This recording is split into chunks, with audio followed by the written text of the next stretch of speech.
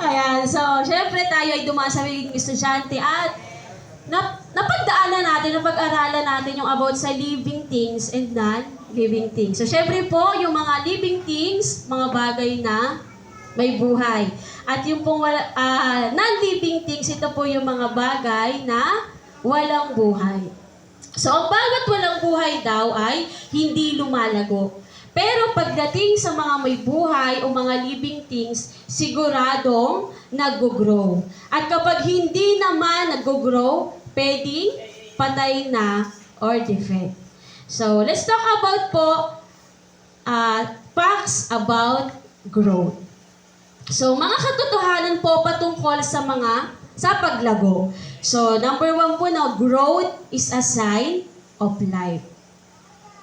So, as I said earlier, ang living things ay nag-grow. So, pangalawa po, growth is not instant. So, kailangan mong mag-effort para mag-grow. Physical body, plant, or even different aspect of life. At syempre po, growth is good. So, mas mabuti na lumalago kesa hindi. Lalo na po pagdating sa spiritual at pagkakilala sa ating Panginoon.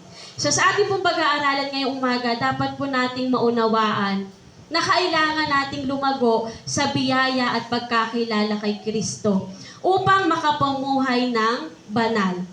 Hindi madala ng maling katuruan, makapaglingkod ng nararapat, maging matatag sa pananampalataya at malaman ang praktikal na hakbang kung paano tayo lalago sa biyaya at kalaman kay Kristo. Kaya po pag-usapan natin ngayon, growth in Christ. Yan. So bilang isang Kristiyano, kailangan nating lumago spiritually. Sabi nga po sa isang quote, to know God is a gift, but to grow in Him is a choice. So kaya may mga hindi nag-grow kasi hindi nila pinipiling lumago. Alam niyo po ba na it is God's will to grow and mature in Him?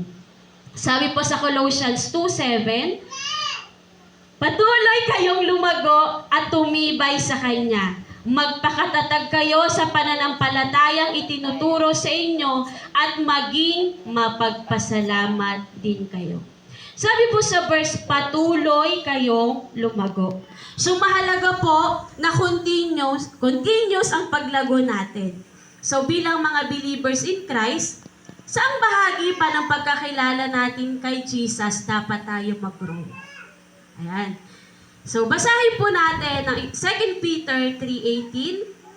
Sabi po sa English, but grow in the grace and knowledge of our Lord and Jesus Christ. To Him be the glory, but now and to the day of eternity. Amen. So, sabi po sa Tagalog, sa halip lumago kayo sa biyaya ng Diyos at pagkakilala sa ating Panginoon at tagapagligtas na si Jesucristo. So, kailangan po tayong lumago sa pagkakilala natin sa ating Panginoon. Ito pong sulat ni Peter na ito ay para po sa mga group believers para labanan yung mga false teaching na nakarating sa kanila. Dahil sa mga maling katuruan na dala ng mga peking teacher, nagiging immoral ang mga tao. Even yung mga Christians na dadala ng mga false teaching at nami-misinterpret ang grace, kaya nawawala yung Christ-likeness sa kanila.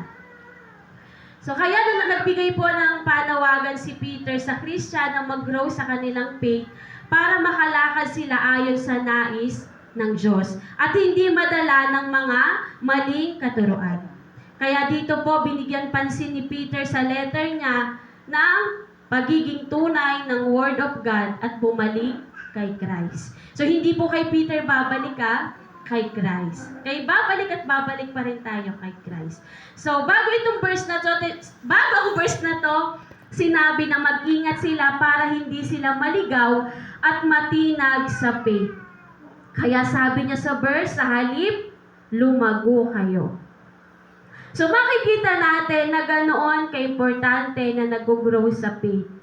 At hindi dapat manatili sa level natin kasi katulad ng mga Christian na sinulatan ni Peter, Pwede tayong magkamali sa way of living natin at pwedeng malayo tayo kay Lord.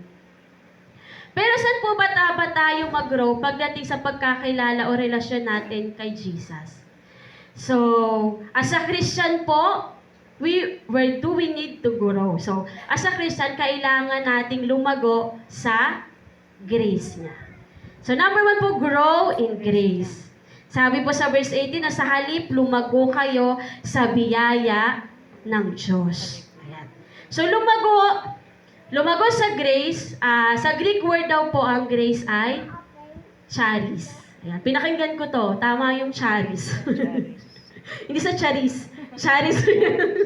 Charis yung pinaka-pronounce, basta yung pagkabigkas.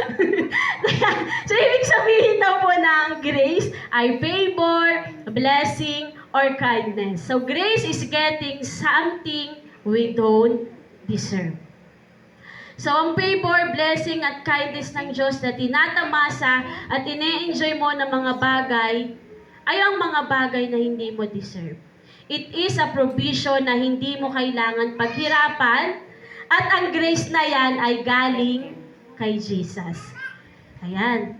So, yung lahat ng nangyayari sa buhay natin na biyaya ay galing sa ating Panginoon. Sabi po sa John 1:14, 16 to 17, "And the Word became flesh and dwelt among us. And we have seen His glory, glory as of the only Son from the Father, full of grace and truth." Sabi po sa 16, "For from His fullness, we have all received grace upon grace. For the law was given through Moses, grace and truth came through Jesus Christ." So si Jesus po ay full of grace. You cannot separate grace from Jesus. So, puno po ng kagandahang loob ang ating Panginoong Jesus. At kung aaralin po natin ang grace ni Lord sa buhay natin, sobrang lawak po nito. At sobrang maa-amaze ka. So, gaano nga po ba kalawak ang grace ni Lord?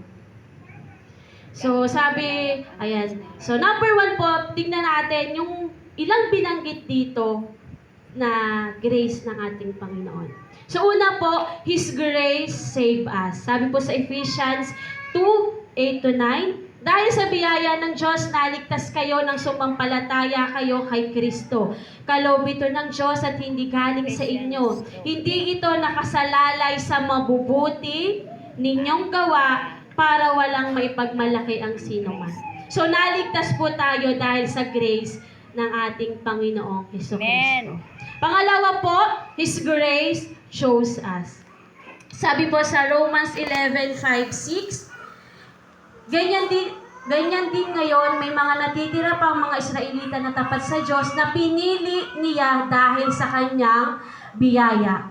Ngayon, kung ang pagkapili sa kanila ay dahil sa kanyang biyaya, hindi na ito nakasalalay sa kanilang mabubuting gawa. Sapagkat kung nakasalalay sa mabubuting gawa, hindi na ito biyaya.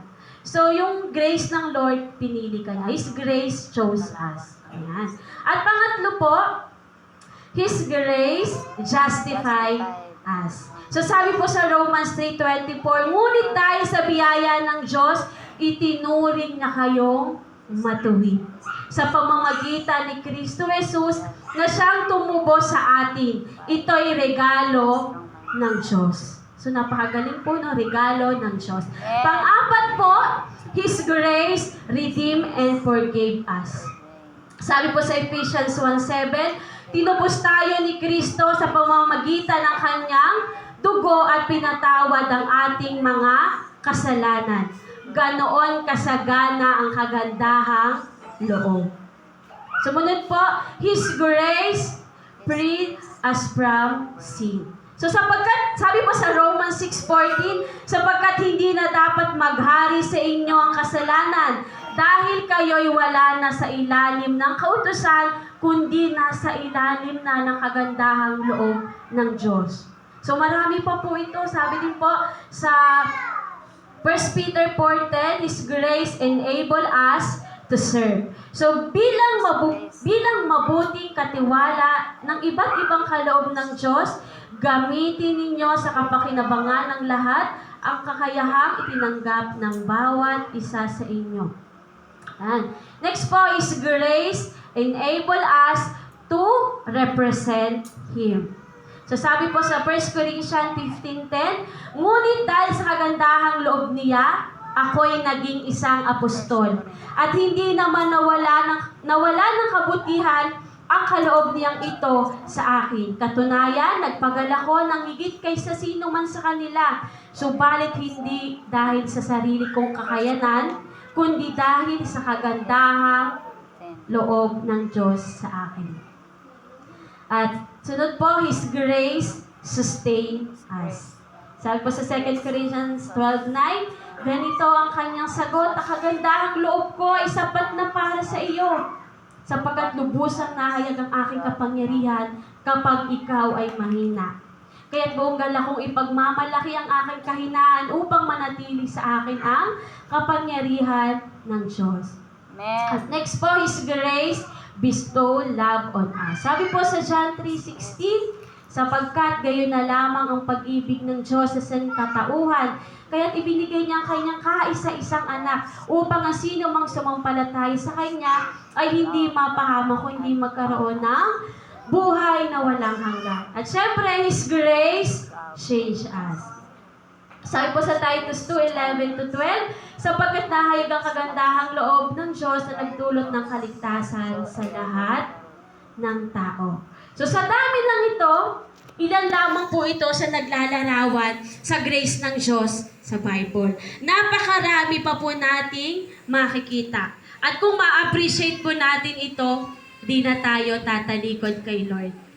Ang problema sa mga Kristyan na nami-misinterpret nila yung grace na binibigay sa atin ng Lord. Ginagamit nila ang grace as a license to sin. Kaya po pinapoint ng Bible, intindihin yung mabuti yung grace para po hindi natin ma-misinterpret.